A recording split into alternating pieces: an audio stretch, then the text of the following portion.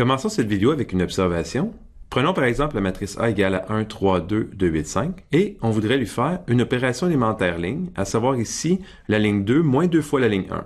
On obtient la nouvelle matrice 1, 3, 2, 0, 2, 1, qu'on va appeler la matrice B. Maintenant, on prend la matrice identité 2 par 2 et on lui fait la même opération élémentaire ligne. On obtient la nouvelle matrice 1, 0, moins 2, 1, qu'on va appeler la matrice E. Qu'arrive-t-il si on fait le produit E fois A? On obtient ici le produit suivant, et quand on calcule, on trouve la matrice 1, 3, 2, 0, 2, 1, qui est, comme par miracle, la même matrice B qu'on a trouvée précédemment. Le but de cette vidéo, c'est un peu de comprendre ce qui vient de se passer. Allons-y avec une définition. Une matrice élémentaire est une matrice obtenue de la matrice identité en effectuant une seule opération élémentaire ligne. Étant donné qu'il y a trois types d'opérations élémentaires ligne, on a donc trois types de matrices élémentaires.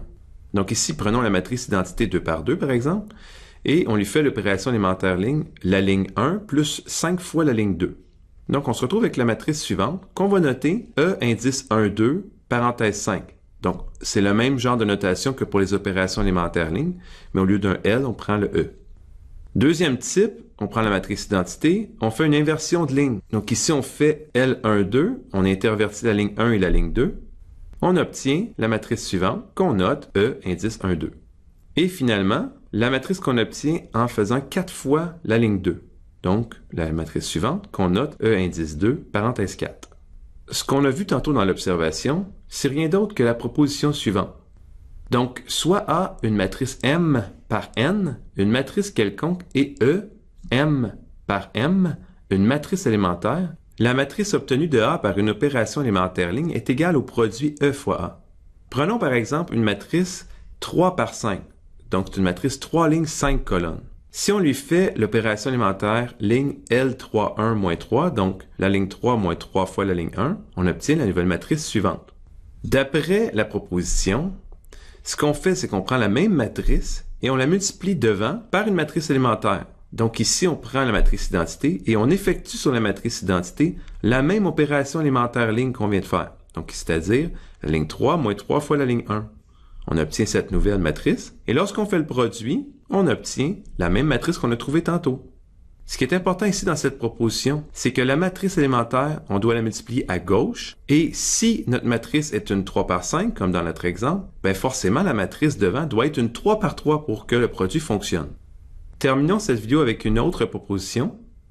Toute matrice élémentaire est inversible.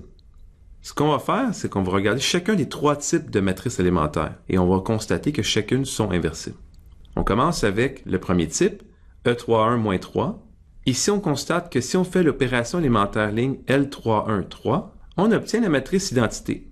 D'après ce qu'on a vu précédemment, ça veut donc dire que si on prend la matrice élémentaire E31-3 et qu'on la multiplie par la matrice élémentaire associée à L31-3, ben on devrait trouver la matrice identité.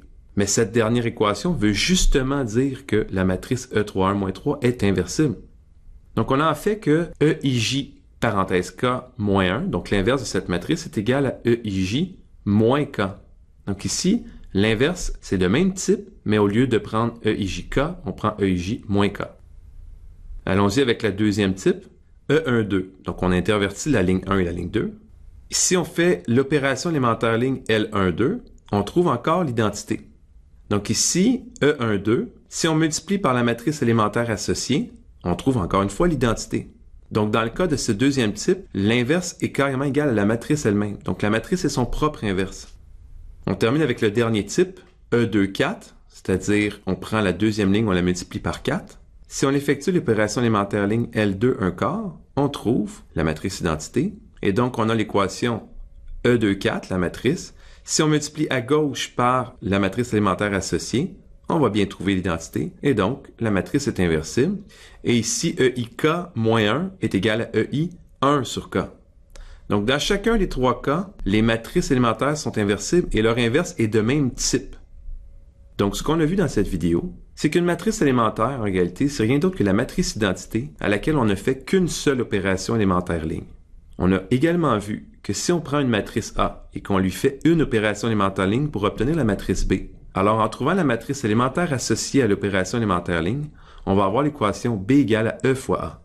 Et finalement, on a vu que les matrices élémentaires sont inversibles. EIJK-1 est égal à EIJ-K, EIJ-1 est égal à EIJ, et finalement EIK-1 est égal à EI 1 sur K.